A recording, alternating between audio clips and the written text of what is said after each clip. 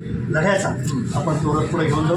आम्ही सगळे ती बघता आम्ही सगळ्या दिवशी होतो तेच आम्ही दर्शन करून आम्ही भावनेत ज्या गोष्टी केलं त्याची आम्ही तुमची दिलगिरी व्यक्त करतो आणि आपण मोठ्या मनानं त्या पदरात घेऊन सगळं विसरून जाऊ नवीन कार्य आपण सुरुवात करू. मी पहिल्यापासून समाजासाठीच काम करत आहे, करत राहील आणि आता करत होतो.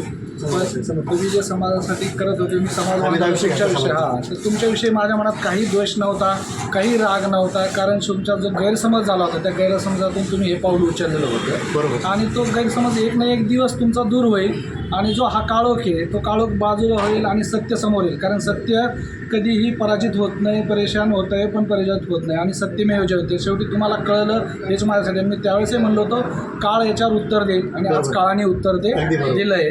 आणि तुमचे खरंच आभार. आणि मी कधीही तुमच्याविषयी नाराज किंवा समाजातल्या कुठल्याही व्यक्तीचे नाराज, कारण प्रत्येकजण आपापल्या परीने समाजासाठी प्रयत्न करत असतो, मरमर करत असतो. मी पण तेच करत होतो आणि इथून पुढून अजून जोमाने करेन. सर्व जय शिवराय. बैठ करून घेऊ हा बैठच घे. लाख मराठा.